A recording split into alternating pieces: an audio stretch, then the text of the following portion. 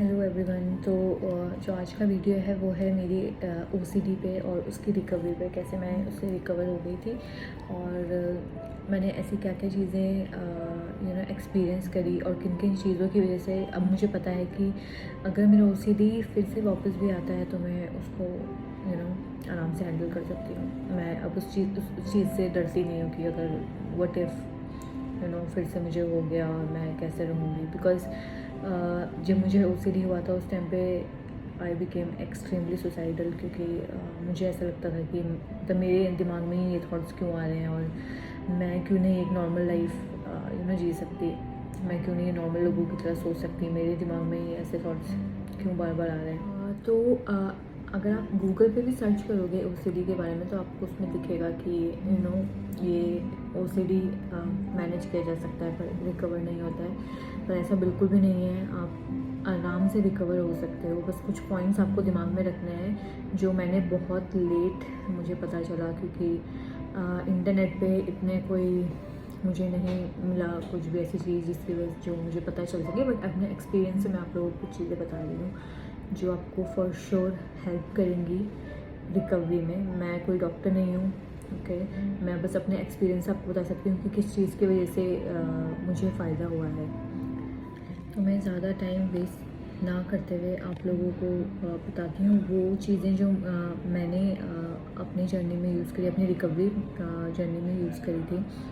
सबसे पहली चीज़, आप थोड़े टाइम के लिए ना आप मतलब कुछ टाइम लेके देखो, कुछ दिन लेके देखो, आप गूगल पे और इंटरनेट पे ना ये सब चीज़ें सर्च करना बंद कर दो कि ओसीडी क्या है, इससे रिकवरी कैसे होती है और रिकवरी स्टोरीज या कुछ भी। मतलब ओसीडी को आप बिल्कुल अपनी लाइफ, जो ओसीडी का जो शब्द है ना, इसे अपनी पूरे डिक्शनरी से प्लीज़ बाहर निकाल दो।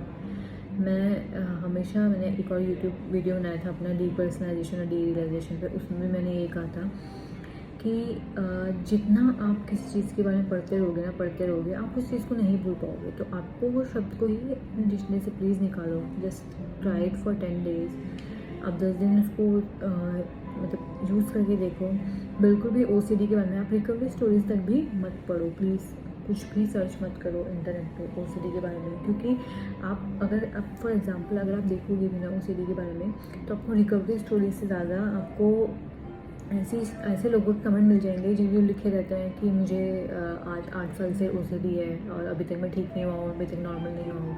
कोई बोलता है कि मुझे 10 साल से ओसीडी है। तो आप जब भी कमेंट पढ़ते हो ना तो आपके अंदर जो एक क्या बोलते हैं तो आप जब ऐसे कमेंट पढ़ते हो ना तो आपके जो आपका अंदर से एक होता है कि हाँ मैं ठीक हो जाऊँगा ना, वो भी एकदम से बिल्कुल लो हो जाता है, क्योंकि आपको लगता है कि अरे यार ये इंसान भी इसको 8 साल से ओसीडी है तो मेरे को भी शायद इतना टाइम लगेगा। पर ऐसा नहीं है, सब किसी की जर्नी अलग अलग होती है। और दूसरी जो चीज़ है जो मैंने नोटिस करी थी वो ये थी कि जब वो थॉट आपको आता है ना, मुझे जो ओसीडी था वो हार्म ओसीडी था।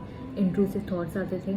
इंट्रूसिव थॉट्स जस्ट लाइक मुझे अपने भाई से बहुत प्यार है तो मुझे उसको लेके इंट्रूसिव थॉट आते थे। अपनी फैमिली को लेके इंट्रूसिव थॉट्स आते थे कि क्या होगा अगर मैं कभी उनको मैंने उनको मार दिया। आज मैं आराम से आपके सामने ये बात बोल पा रही हूँ, पर उस टाइम पे अगर मेरे दिमाग में भी हल्का सा थॉट आता था तो मुझे, आप यकीन नहीं मारोगे कैसा लगता था। मतलब मुझे लगता था कि इससे अच्छा तो मैं मर ही जाती हूँ, मैं ऐसे क्यों सोच रही हूँ, मैं अपने आप को ब्लेम करती थी।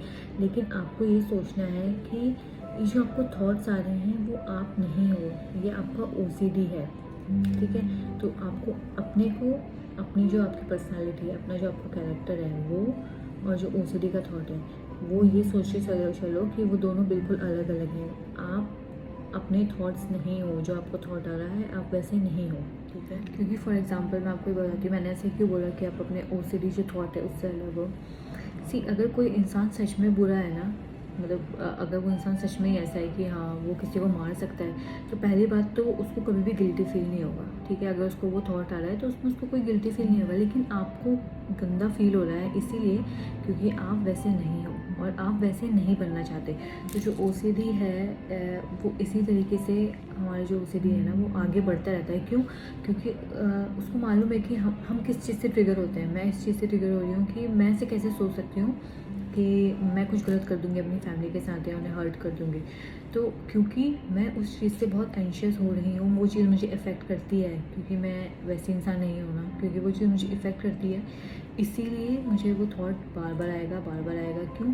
क्योंकि हमारा जो दिमाग है वो हमें अलर्ट करता है हर टाइम पे, किसी भी कोई भी चीज़, जैसे कोई फ़ियर है, कुछ भी चीज़ है, ठीक है? ये आपके ब्रेन का डिफेंस मैकेनिज़्म है और ये कोई बुरी बात नहीं है। एंग्ज़ायटी कोई बुरी बात नहीं है जो आपको हो रही है, एंशियस जो आप हो रहे हो किसी चीज़ को लेके। और तो बस आप ये सोच के चलो कि आपको जो भी थॉट्स आ रहे हैं वो आप नहीं हो, ठीक है? जो तीसरी चीज़ है, जब आपको ये थॉट आते हैं ना, तो आप उनसे लड़ो मत। पहली बात तो मतलब मतलब जैसे आपको जो भी थॉट आ रहे हैं ना कि कुछ भी है, चाहे आपको क्लीनलीनेस को लेकर है, आपको इंट्रूसिव थॉट्स आ रहे हैं, आपको सेक्सुअल इंट्रूसिव थॉट्स आ रहे हैं, कोई भी थॉट जो आ रहा है ना, आप उसको ना अटेंशन ही मत दो। जो ओसीडी का जो थॉट है ना, उसका जो खाना है ना वो अटेंशन है, ठीक है? आप उसको ये सोच के चलो कि एक मॉन्स्टर है और उसका जो खाना है वो अटेंशन है आपका, ठीक है? आप जितना उसको अटेंशन दोगे वो मॉन्स्टर उतना ही बढ़ता रहेगा। तो हमें क्या करना है, हमको उसको स्टार्व करना है, उसको भूखा रखना है। कैसे? उसको अटेंशन ना प्रोवाइड करा के। तो जैसे जैसे आप उसको अपनी अटेंशन देना बंद कर दोगे ना, तो वो धीरे धीरे अपनी पावर लूज़ करने लग जाएगा, ठीक है? जैसे ही आप, तो आपको क्या करना है, जैसे ही वो थॉट आ रहा है ना, तो उसे एक्सेप्ट करो। अच्छा ठीक है, अगर मेरे को, जैसे फॉर एग्जाम्पल मुझे थॉट आ रहा है कि क्या पता मैं अभी ना चाकू उठाऊँगी और अपने भाई को मैं बुरी तरीके से मार दूँगी, तो आपको ये कहना है अच्छा ठीक है, कोई बात नहीं, थॉट ही है ना, आप उसको करने तो नहीं वाले हो ना, तो बस ठीक है, ओके, नो प्रॉब्लम, ऐसा सोच के आप उसको छोड़ दो। फिर से आ रहा है, ठीक है, ओके, नो प्रॉब्लम।